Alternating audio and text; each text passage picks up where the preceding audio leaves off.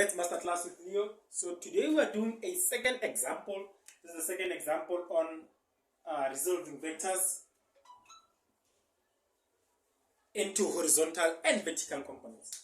Right? If you're given something like this, you're given a question like this, they say resolve this or get the solution of this. What is the first step that you're going to do? The first step is for you to determine what is this angle. Right? What is this angle? Right? And for you to determine that angle, it is easy. It is very easy. You're just going to say 180 degrees subtract 120 degrees. Then the reason being angle on a straight line. Then this angle inside is going to be 60 degrees. That angle inside, it is 60 degrees. Very simple and straightforward. So now, let's get the vertical and the horizontal component. Vertical and horizontal component. So this is your x, this is your x, this is your y, this is your y.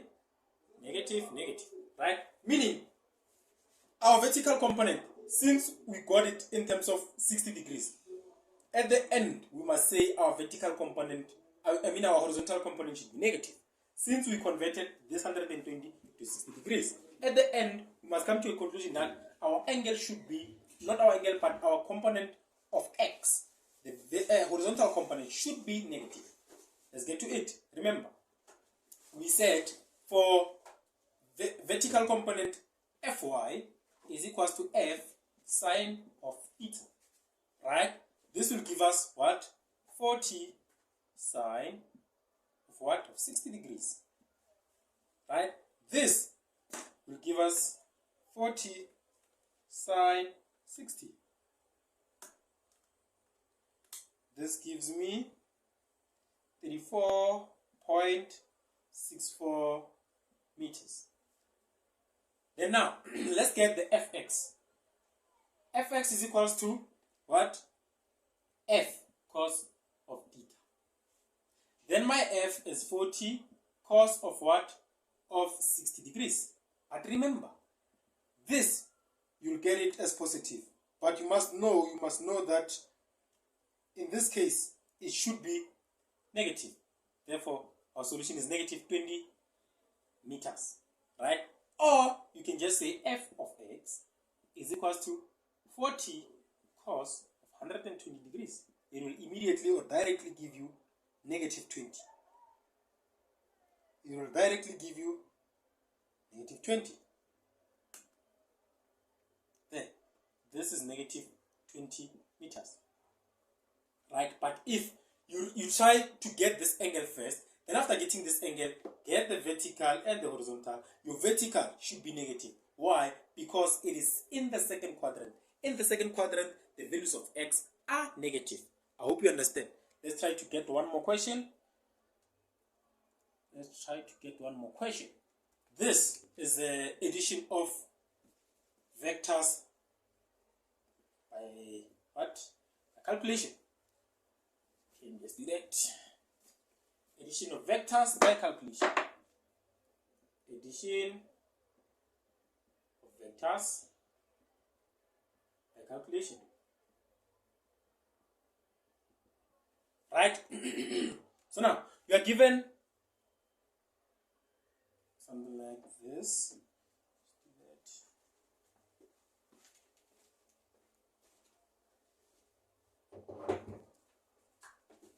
Okay, wait.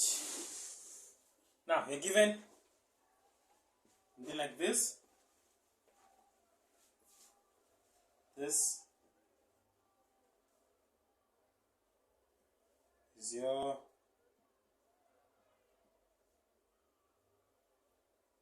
given as your opposite, which is what? F. F1 sine of theta. This is your angle, and this is your F1. Right? So now, meaning this will be given as what? Your F1 cos of theta. Right? That is that. So now, let's say you're given another one that is like that. This is given as alpha. Then, meaning this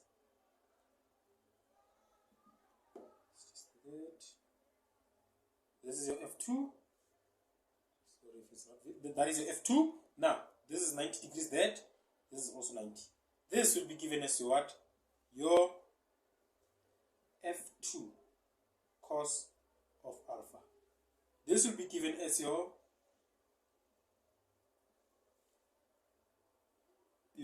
F2. Let me just write it here. This is your F2 sine of alpha. There. Right? Meaning, if you can check, our vectors, they depend on the angle. Right? Our vectors, they depend on the angle. If the angle is bigger, meaning our horizontal will be bigger. Not our horizontal, but our vertical will be bigger.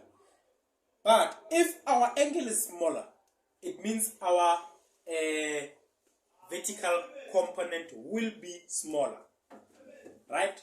Vice versa. So now, let's see if we can't get a question. Let's see if we can get a simple question that we can deal with first. Okay, now we are given very simple question. This is 45 degrees. This is 5 newtons. This is 8 newtons. Right? Then now, calculate the vertical and the horizontal component, or add these vectors. For you to add these vectors, you're going to calculate the vertical and the horizontal component. Right?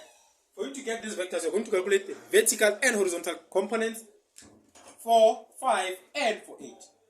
Let's start with 8. For 8 newtons, vertical component in this case, f of x is equal to f sine of theta, right? Where this is 8 sine of 0.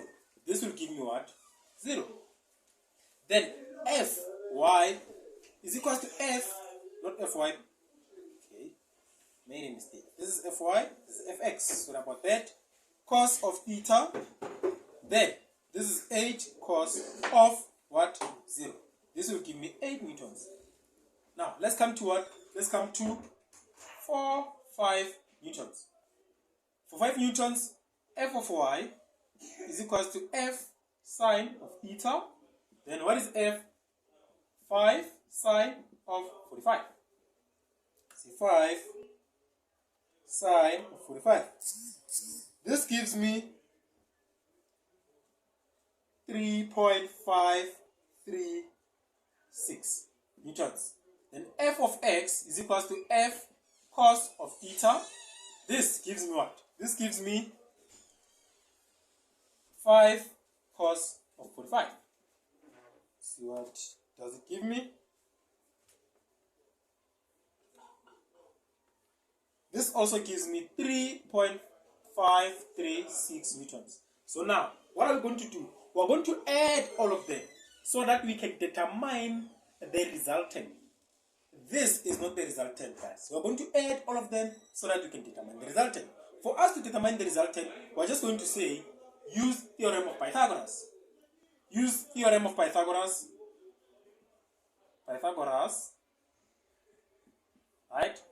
Pythagoras says radius or hypotenuse is equal to the square root of x squared plus y squared.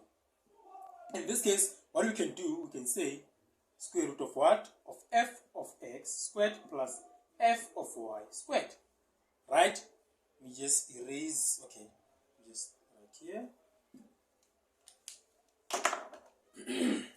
Now, f of x for 8 newtons, it is 8. And f of x for 5 newtons, it is that.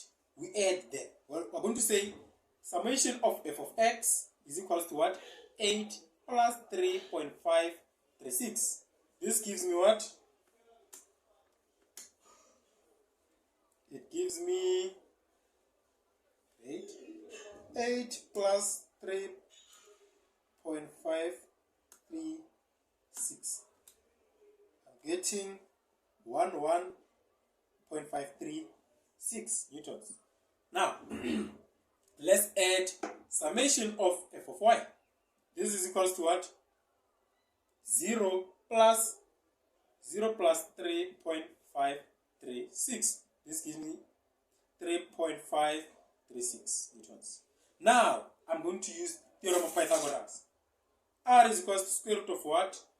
11.536 squared plus into what? 3.536 squared. That, see what I get, plus into 3.536 squared. See? Squared. I'm getting 12.065. Let me just press it once again.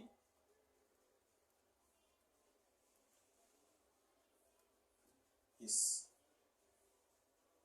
This is my solution. Hope you understand. I hope you like our content. Make sure to subscribe, share the content with your friends. See you in the next video. Enjoy the rest of your day. Tango!